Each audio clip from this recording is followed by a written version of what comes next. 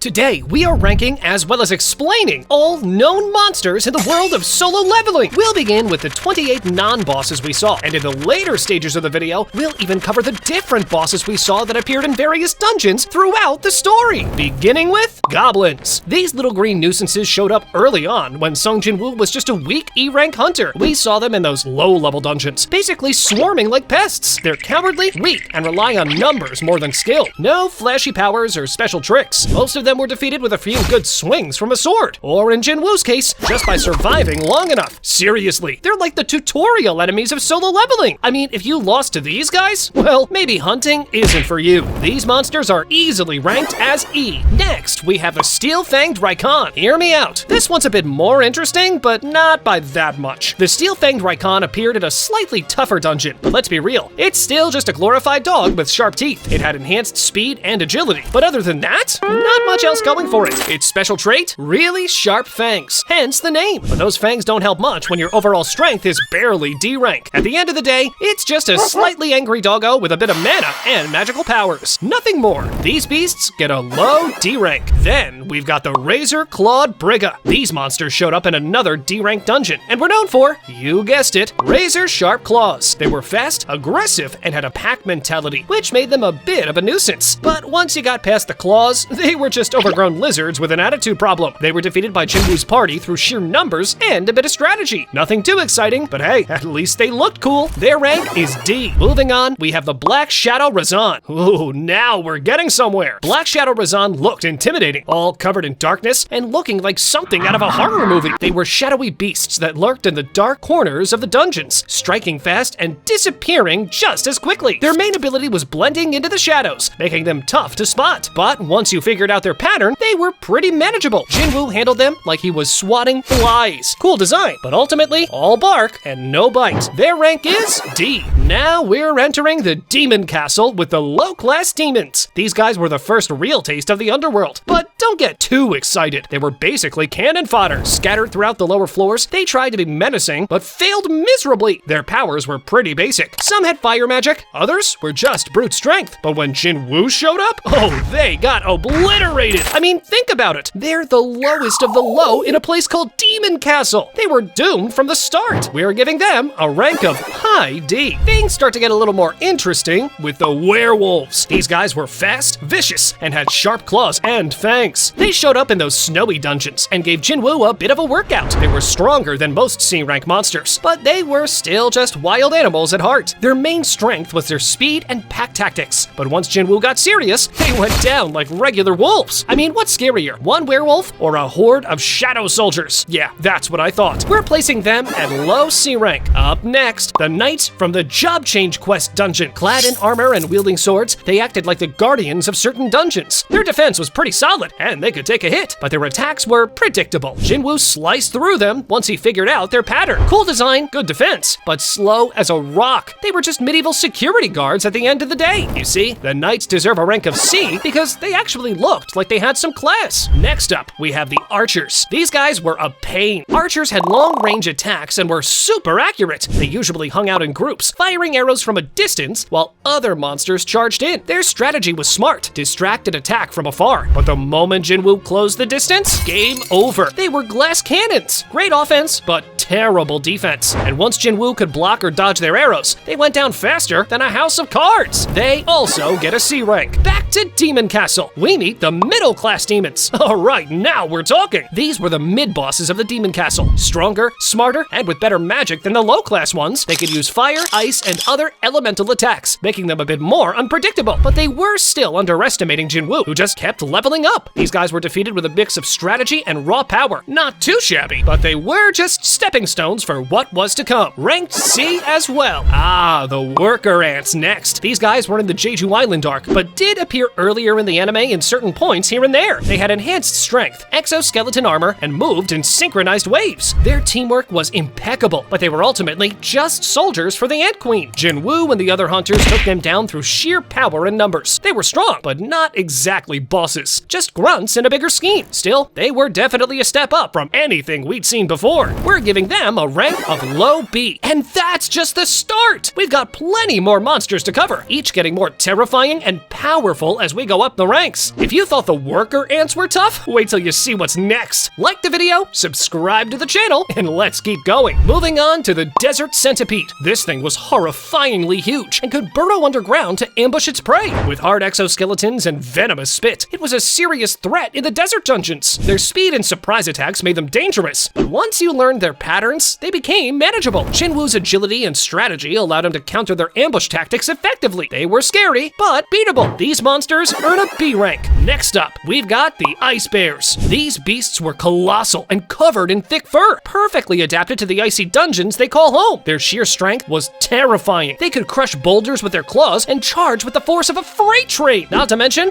they were fast. Like, way faster than something that big should be. But for all their power, they were still just animals, relying on brute force rather than strategy. Jinwoo exploited their lack of intelligence, using his agility to dodge their attacks and take them down swiftly. Massive and powerful, but ultimately predictable. They rank at B. Now hear this one next. The mages. These guys were the long-range artillery of the monster world, hurling fireballs, lightning bolts, and all sorts of elemental attacks from a distance. They were smart, staying behind stronger monsters to support them with devastating magic. Their spells were no joke, capable of turning the battlefield into a death trap. But their biggest weakness? Their defense was as fragile as glass. Once Jinwoo closed the gap, they went down faster than you could say game over. Powerful at a distance, but helpless up close. They deserve a B rank. Moving on to the green orcs. Now, these guys were nothing like the low-level goblins we saw earlier. They were bigger, stronger, and a lot meaner. Armed to the teeth with massive weapons, they attacked with brute force, but also fought with coordination. They moved in units, following their chieftains with military-like discipline. These orcs were no joke, capable of overwhelming weaker hunters with sheer power. But Jinwoo's speed and shadows were too much for them to handle. They were tough, but they were still outclassed. They take a B rank. But wait, because there's more! The Yetis were absolute monsters. Imagine a giant covered in thick white fur, muscles like boulders, and claws that could rip through anything. They thrived in the icy mountains, using their environment to their advantage. Their raw power was insane. They could cause avalanches with a single roar. Not only were they strong, but they also had ice manipulation abilities, freezing anything they touched. Jinwoo had to get creative to beat them, using his shadows to outmaneuver them and take them down one by one. They were beasts in every sense of the word, which is why they earn a high B rank. Then we've got the ice elves. These weren't your typical fantasy elves. They were cold-blooded killers. Beautiful but deadly, they wielded powerful ice magic, creating barriers, weapons, and even freezing their enemies solid. Their agility was unmatched, making them nearly impossible to hit in close combat. They attacked from a distance, staying just out of reach while bombarding their enemies with ice spells. But Jinwoo was faster, using his shadows to close the distance and take them out before they could react. Dangerous and elegant, they were worthy opponents, but ultimately no match for Jinwoo. They rank at high B. Now check this out. The third generation ants from Jeju Island. These weren't just worker ants, they were elite soldiers, bigger, faster, and stronger than their low-rank counterparts. They fought with intelligence and coordination. Their exoskeletons were like armor, giving them high defense, and they moved with terrifying speed. They were the front line in the Ant Queen's army, attacking in perfect synchronization, but Jinwoo's shadows overwhelmed them, turning their coordinated attacks into chaos. They were powerful and organized, but they were ultimately outclassed by Jinwoo's sheer power. For their strength and strategy, they get a low A rank.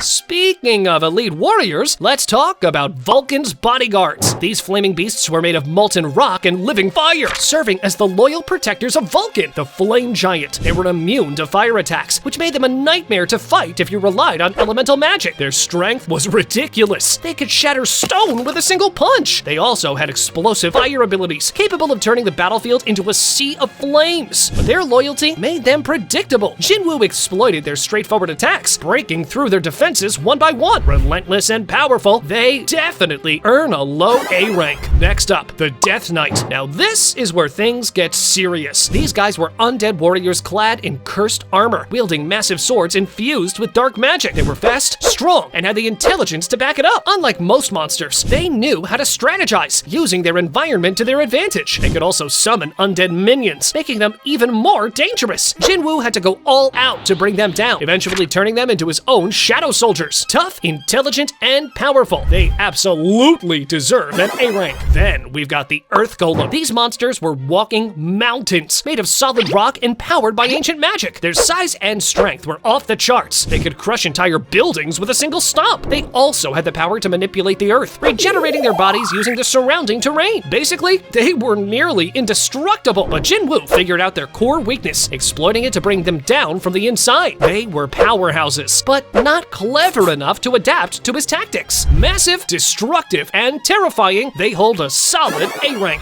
Moving on to Naga. These serpentine beasts were massive, with the upper body of a humanoid and the lower body of a gigantic snake. They were fast, agile, and had deadly poison that could melt through armor like it was paper. Not to mention, they were cunning, using ambush tactics and striking from the shadows. Their hypnotic eyes could paralyze weaker opponents, leaving them helpless. But Jinwoo's resistance to status effects and his lightning-fast reflexes made him the perfect counter. He took them down with precision and strategy, proving once again that brains beat brawn. Deadly and intelligent, they earn a high A rank. Next, we have the High Orc Chieftain. Now, if you thought the green orcs were tough, this guy was on a whole different level. Towering over his warriors, he was built like a tank and commanded his army with an iron fist. He was stronger, faster, and a lot smarter than the average orc, capable of using powerful magic to enhance his already terrifying strength. His battle cry could paralyze enemies with fear, and his brutal combat style made him a force to be reckoned with. But Jinwoo's shadows and superior speed overwhelmed him, breaking through his defenses and taking him down in an epic battle. A brutal warlord, but ultimately outmatched. He takes a high A rank. But wait, because there's more! The Cerberus! This three-headed beast was a guardian of the demon castle's lower levels, and it was an absolute nightmare to fight. Each head had its own elemental power: fire, ice, and lightning, making it nearly impossible to counter. It was fast, agile, and had insane durability, regenerating from even the most devastating attacks. The coordination between its three heads made it unpredictable, attacking from multiple angles at once. Jinwoo had to use every trick in his book, outsmarting the beast and attacking its weak points to finally bring it down. A ferocious guardian with terrifying power. It absolutely earns a high A rank. Up next, Kaisen. Now, this one's a bit special because he went from an enemy to an ally. Originally a powerful wyvern, Kaisen was a terrifying predator of the skies. With immense speed and the ability to rain fire from above, he dominated aerial battles. His agility was unmatched, dodging attacks with ease and countering with deadly precision. But after Jinwoo defeated him and turned him into a shadow soldier, he became one of his most loyal and powerful allies. As a shadow, he retained all his powers and even got a boost in strength and speed. Majestic, powerful, and loyal, Kaisen takes a high A rank. Now, check this out. The Twin-Head Ogre. This monster was a walking natural disaster. With two heads that could think independently, it could strategize in the middle of battle, attacking with double the power. One head controlled devastating physical attacks, while the other unleashed powerful magic, making it a dual-threat opponent. Its insane strength could crush boulders, and its magic could incinerate anything in its path. But Jinwoo exploited its divided attention, using his shadows to distract one head while he attacked the other. A monstrous powerhouse with incredible abilities, it definitely earns an A+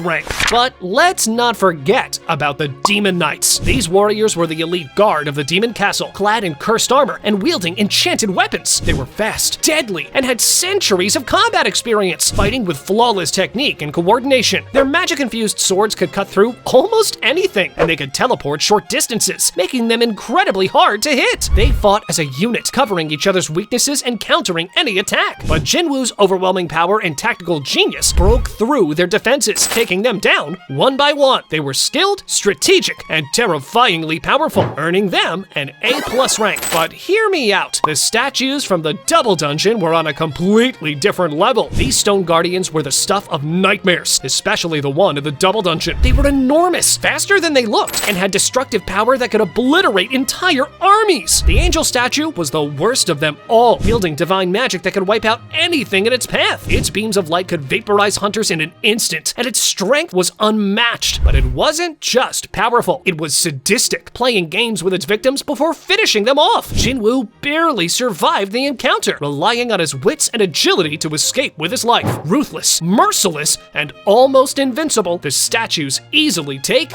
an S rank. And now, the moment you've all waited for, the bosses of different dungeons we encountered throughout the series. Let's kick things off with the Golem. This boss was the guardian of a low-level dungeon, and while it looked intimidating with its massive stone body and glowing eyes, it was ultimately just a pile of rocks with a bad attitude. It had insane defense, shrugging off weak attacks like they were nothing, but it was slow, like watching paint dry Ice Slow. Jinwoo exploited its sluggish movements, dodging its attacks and smashing its core to pieces. It was a decent fight, but nothing too crazy. For all its size and durability, it was still just a basic boss. That's why it ranks at D. Next up is Casca. This snake-like monster was the boss of a jungle dungeon, moving with blinding speed and attacking with venomous fangs that could paralyze its prey. It was agile, deadly, and surprisingly intelligent, using its environment to ambush hunters. But its biggest strength was also its biggest weakness. It relied too much on stealth and hit-and-run tactics. Once Jinwoo figured out its pattern, he took it down with calculated precision, dodging its strikes and slicing through its tough scales. Dangerous, but predictable. Casca earns a D rank.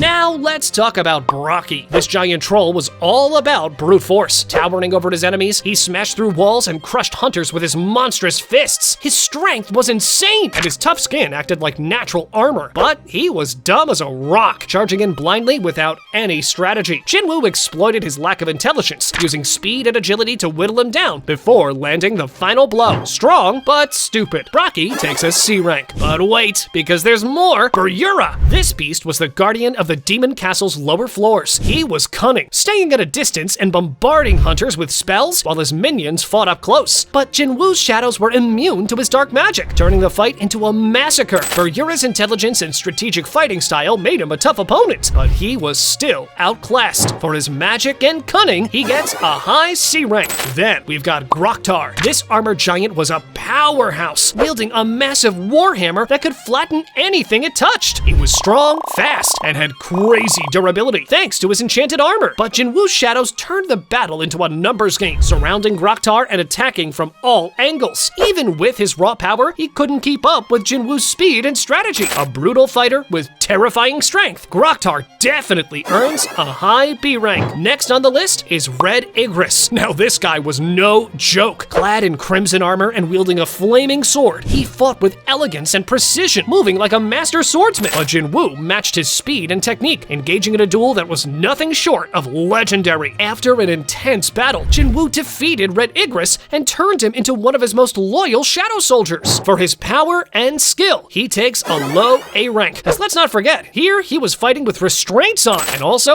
not even trying his hardest against Jinwoo. Moving on to Baruka. This assassin was fast, like blink and you miss it fast. He was a master of stealth and deception, striking out from the shadows with lethal precision. His agility and speed made him nearly impossible to hit, and his poison-tipped blades could take down weaker hunters in a single strike. But Jinwoo's enhanced senses allowed him to track Baruka's movements, countering his sneak attacks and defeating him in a high-speed duel. For his speed and deadly tactics, Baruka definitely deserves an A+ rank. Then we've got Jima. This monster was a powerhouse, using raw strength and devastating earth magic to crush his enemies. He could create shockwaves with his fists, manipulate the ground to trap his opponents, and his defense was almost impenetrable. But his reliance on brute force made him predictable. Jinwoo dodged his attacks and struck at his weak points, breaking through his defenses with precision and power. A destructive force of nature, Jima earns a well-deserved A+ rank. Next up is Vulcan, the flame giant. This behemoth was a living volcano. His size and strength were terrifying, and his flaming fists could incinerate anything they touched. He was the final boss of a high-level dungeon, standing as a massive obstacle between Jinwoo and victory. But Jinwoo's shadows and speed outmatched Vulcan's brute strength, taking him down in an epic battle. An embodiment of destruction, Vulcan ranks at A+. But hear me out. Metis was even more terrifying. This undead king commanded legions of skeleton warriors, attacking with overwhelming numbers and strategic coordination. He was a necromancer, constantly reviving his minions and bombarding enemies with dark magic. But Jinwoo turned the tide by converting Metis' own undead army into shadows, using them against him. It was an epic reversal, showcasing Jinwoo's power and strategic genius. For his command over death and his tactical mind, Metis takes an A+ rank. Moving on and jumping to the Earth Giant. This massive colossus was a living mountain, towering over everything in its path. It could cause earthquakes with every step, manipulate the ground to create barriers, and launch boulders the size of trucks. Its body was made of solid rock, giving it insane durability and defense. But its massive size also made it slow and predictable. Jinwoo exploited this, using his speed to dodge its attacks and chipping away at its rocky exterior until he finally reached its core. A literal force of nature, the Earth Giant takes an A+ rank. Next is Kargalgan. This demon lord was a master of illusions and dark magic, creating doppelgangers and traps to confuse his enemies. He was a strategic fighter, always staying one step ahead and exploiting his opponent's weaknesses. His shadow manipulation made it difficult to land a hit, and his teleportation made him nearly impossible to catch. But Jinwoo's enhanced senses saw through his illusions, turning the fight into a one-sided beatdown. A cunning sorcerer with dangerous magic, Kargalgan absolutely earns an A+ rank. But hold on a second, because there's more! The Arch-Lich. This undead sorcerer was the master of necromancy, commanding an army of undead warriors and casting devastating dark magic. He could drain life energy, resurrect fallen enemies as his puppets, and cast curses that weakened his opponents. His intelligence and tactical mind made him a formidable foe, constantly adapting to Jinwoo's attacks. But Jinwoo turned the tables by converting the Arch-Lich's own undead army into his shadows, using them against him. It was a poetic end for the Master of Death, a strategic genius with terrifying magic. The Arch-Lich earns an A+ rank. Now check this out, the Ant Queen. She was the ruler of Jeju Island's ant colony, and her presence alone commanded absolute loyalty from her army of soldier ants. She could produce endless swarms of powerful ants, each strong enough to take on high-rank hunters. Her massive size and durable exoskeleton made her nearly invulnerable to physical attacks. But she wasn't a fighter. She relied on her army to do her bidding. When Jinwoo took out her guards, she was left defenseless, showing that even the mightiest rulers fall without their followers. For her command over an entire army and her terrifying power, she takes a low S rank. Then there were the giants. These titanic monsters descended on Japan like a natural disaster, destroying everything in their path. They were colossal, with strength that could tear skyscrapers apart and durability that made them nearly invincible. Their size gave them an overwhelming advantage, but they were slow and mindless, acting purely on instinct. They did defeat Yuri Orlov, who was supposed to be a high S-rank hunter. However, this happened due to their numbers. Jinwoo exploited their weaknesses, attacking their weak points with surgical precision and bringing them down one by one. A walking apocalypse, but lacking in intelligence, the giants take a low S rank.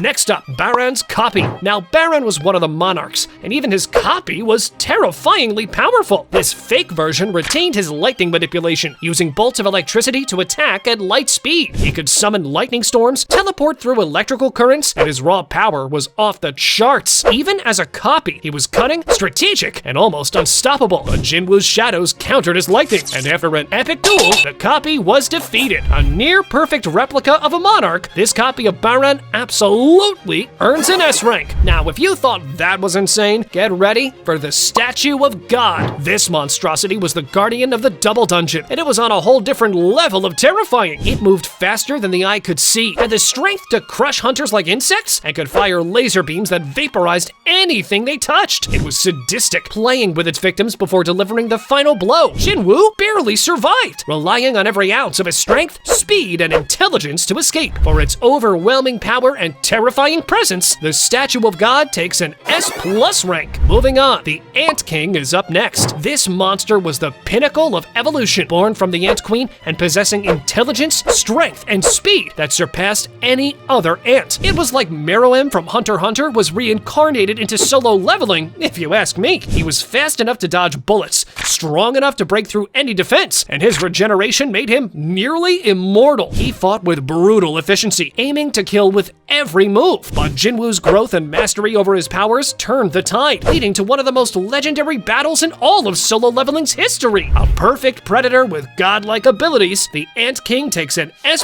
rank. Then we have Legia's Giant Guard. This colossal guardian protected Legia with unyielding loyalty and devastating power. It was a walking fortress, impervious to most attacks, and capable of destroying armies with a single strike. Its size and strength were unmatched, but Jinwoo's agility and strategic mind outmaneuvered the giant, breaking through its defenses and bringing it down. An unstoppable guardian with terrifying strength. It earns an S+ rank. But the real mastermind, of course, was the Architect. This ancient entity was the creator of the system itself, manipulating events from behind the scenes. He could control reality within his domain, bend space and time, and his intelligence was unmatched. He fought Jinwoo in a battle of wits and power, using everything at his disposal to break his will. But Jinwoo's indomitable spirit and strength allowed him to shatter the Architect's illusions and destroy him once and for all. For his godlike powers and manipulation of reality, the Architect takes an S++ rank. rank. And finally, we have the legendary Kamish. This dragon was the strongest monster to ever appear on Earth, wiping out entire countries before finally being defeated by humanity's greatest hunters. Even in death, his corpse radiated power, and his shadow became Jinwoo's strongest summon. Kamish's strength, speed, intelligence, and sheer destructive power were on a level beyond anything else. He was the ultimate dragon, a force of nature that no one could stand against. For his unmatched power and legendary status, Kamish takes the top spot with an S++